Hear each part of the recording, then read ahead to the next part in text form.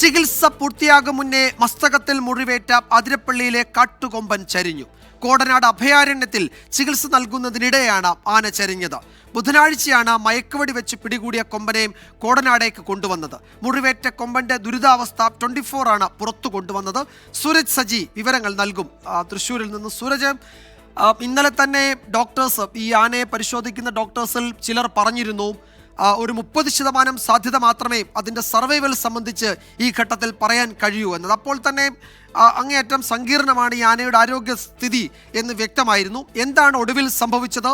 ഈ അണുബാധ ആനയുടെ ശരീരത്തിലെ മറ്റു ഭാഗങ്ങളിലേക്ക് പടർന്നു എന്നതാണ് മരണം, അല്ലെങ്കിൽ ഈ ഘട്ടത്തിൽ ഇപ്പോഴത്തെ സാഹചര്യങ്ങൾ സങ്കീർണമാക്കിയതല്ലേ?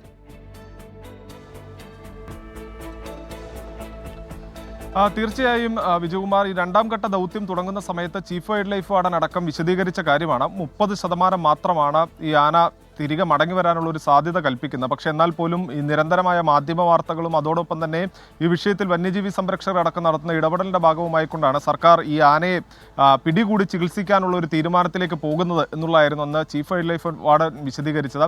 അതിനുശേഷം ഈ ദൗത്യം നടക്കുന്ന വേളയിലെല്ലാം തന്നെ വലിയ ആശങ്കകളുണ്ടായിരുന്നു. മയക്കുവെടി വെക്കുന്ന സമയത്താകട്ടെ, പിന്നീട് കൂട്ടിലേക്ക് മാറ്റുന്ന സമയത്താകട്ടെ, എല്ലാം തന്നെ വലിയ ആശങ്കകളുണ്ടായിരുന്നു. പക്ഷേ ആന ഇന്നലെ മുതൽ തീറ്റ എടുത്തു തുടങ്ങി. ഇതെല്ലാം തന്നെ ഒരു പോസിറ്റീവ് സൈനായിരുന്നു കണ്ടിരുന്നത്.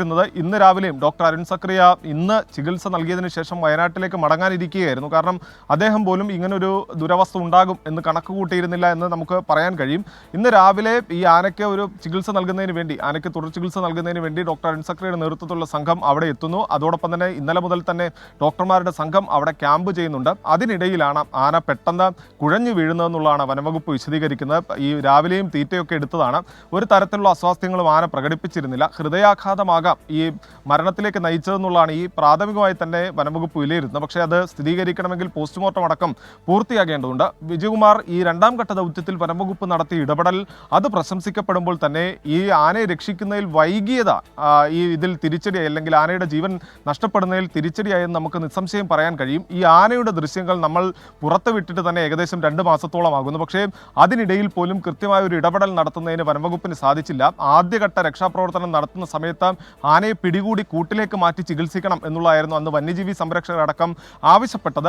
സർക്കാരും ആദ്യഘട്ടത്തിൽ മുന്നോട്ട് വെച്ചത് ഇത്തരം ഒരു നിർദ്ദേശമാണെന്ന് വനമന്ത്രിയുടെ ഓഫീസുമായി നമ്മൾ ബന്ധപ്പെട്ടതാണ്. ആ സമയത്ത് അവരടക്കം വിശദീകരിച്ചത് ഡോക്ടർ അരുൺ സക്രിയ എത്തും, കുങ്കിയാനകളുമായി എത്തും, ആവശ്യമെങ്കിൽ ആനയെ പിടികൂടി ചികിത്സിക്കും എന്നുള്ളതായിരുന്നു ആദ്യഘട്ടത്തിൽ പറഞ്ഞത്. പക്ഷേ അരുൺ സക്രിയ അതിരപ്പള്ളിയിലേക്ക് എത്തുന്ന സമയത്ത് ഈ ദൗത്യത്തിന്റെ ഈ സ്ട്രാറ്റജി തന്നെ മാറുന്നു. ആനയെ സ്റ്റാൻഡിംഗ് പൊസിഷനിൽ നിർത്തി ഈ മയക്കുവെടി വെച്ച് ചികിത്സിച്ചതിന് ശേഷം ആനയെ വിട്ടയക്കുക എന്ന ദൗത്യമാണ് ആദ്യഘട്ടത്തിൽ നടത്താൻ പോകുന്നതെന്നുള്ളതാണ് വനംവകുപ്പ് പറഞ്ഞത്. അങ്ങനെ 1 മാസം മുൻപ്, ഏകദേശം 1 മാസത്തിനടുത്താകുന്നു, ആ സമയത്ത് ആനയെ പിടികൂടുന്നു, ആ സ്റ്റാൻഡിംഗ് പൊസിഷനിൽ നിർത്തി ഈ മുറിവിൽ മരുന്ന് വെച്ച ശേഷം ആനയെ വിട്ടയക്കുന്നു. തുടർ നിരീക്ഷണം ഉണ്ടാകും എന്നുള്ളതാണ് വനംവകുപ്പ് പറഞ്ഞത്. പക്ഷേ ഒരു ഉദ്യോഗസ്ഥരുടെ ഭാഗത്തു നിന്ന് പോലും ആനയ്ക്ക് തുടർ നിരീക്ഷണം ഉൾപ്പെടെ ഏർപ്പെടുത്തുന്നതിൽ വലിയ പരാജയമുണ്ടായി. പിന്നീട് ഈ ആനയുടെ ദൃശ്യങ്ങളെല്ലാം നമ്മൾ ചിത്രീകരിക്കുന്ന സമയത്ത് അവിടെയുള്ള തോട്ടം തൊഴിലാളികൾ പോലും പറയുന്നുണ്ടായിരുന്നു, വനംവകുപ്പിന്റെ ഒരു ഉദ്യോഗസ്ഥർ പോലും ഈ ആനക്കരികിലെത്തി നിരീക്ഷിക്കുന്നത് തങ്ങൾ കണ്ടിട്ടേയില്ല എന്ന്. പിന്നീട് ഈ ആനയുടെ മുറിവിൽ നിന്ന് പുഴു അരിച്ചിറങ്ങുന്ന ദൃശ്യങ്ങൾ 24 പുറത്തുവിട്ടതോടെയാണ് ആനയെ പിടികൂടി ചികിത്സിക്കാനുള്ള ഒരു ദൗത്യത്തിലേക്ക് കടന്നത്. അപ്പോഴും വിജയകുമാർ സൂചിപ്പിച്ചതുപോലെ ഇത് സങ്കീർണമാണ് എന്ന ആ ഘട്ടത്തിൽ തന്നെ ഡോക്ടർമാർ വിലയിരുത്തിയതാണ്. അരുൺ സക്രിയ അടക്കം ഈ ദൗത്യത്തിലേക്ക് പോകുമ്പോൾ പല ആവർത്തി നമ്മളോട് പറഞ്ഞതാണ്. പക്ഷേ ഇത്തരത്തിലൊരു അപകടം, അല്ലെങ്കിൽ ആനയുടെ ജീവൻ നഷ്ടപ്പെടുമെന്ന് ഇന്നലെയോ ഇന്നോ ആരും കണക്ക് കൂട്ടിയിരുന്നില്ല. അതിനിടയിലാണ് ഇപ്പോൾ ആന കോടനാട്ടെ അഭയാരണ്യത്തിലെ കൂട്ടിൽ ചരിഞ്ഞിരിക്കുന്ന വിജയകുമാർ. 2 തവണ അതിന് മയക്കുവെടി ഏറ്റിരുന്നു. ചെറിയ ഇടവേളകളിലാണ്. അപ്പോൾ അത് ആനയുടെ ആരോഗ്യസ്ഥിതിയെ ബാധിച്ചിട്ടുണ്ടോ എന്നറിയില്ല. ഈ മുറിവിനപ്പുറത്തേക്ക് മറ്റെന്തെങ്കിലും ആരോഗ്യ പ്രശ്നങ്ങൾ അതിനുണ്ടായോ എന്നതൊക്കെ ഇനിയും ഇതിൻ്റെ പോസ്റ്റ്മോർട്ടം നടപടികളിലൊക്കെ വ്യക്തമാവും. പക്ഷേ അപ്പോഴും നമ്മൾ കണ്ടതാണ്, ഈ മയക്കുവെടി വെച്ച് ആനയെ അവിടെ നിന്ന് മാറ്റുന്ന സമയത്ത് ഏഴാറ്റുമുഖം ഗണപതി എന്ന് നാട്ടുകാർ വിളിക്കുന്ന ആ കാട്ടുകൊമ്പൻ ഈ ആനയുടെ അടുത്ത് വന്ന് ചേർന്ന് നിന്ന് അതിനെ സംരക്ഷിക്കാൻ നടത്തിയ ശ്രമമടക്കം ഇതാ ഈ മുറിവേറ്റ കാട്ടുകൊമ്പൻ ചരിയുന്ന ആ സമയത്ത് നമ്മൾ ഓർക്കുന്നുണ്ട്. അപ്പോൾ 2 മൃഗങ്ങൾ തമ്മിലുള്ള വളരെ അടുപ്പം അതുകൂടി ഈ ദിവസങ്ങളിൽ നമ്മൾ കണ്ടതാണ്. ആന ചരിയുമ്പോൾ അതുകൂടി ഈ ഘട്ടത്തിൽ ഓർക്കുന്നു. സൂരജ് സജിയാണ് വാർത്തയുടെ മറ്റു വിവരങ്ങൾ നൽകിയത്.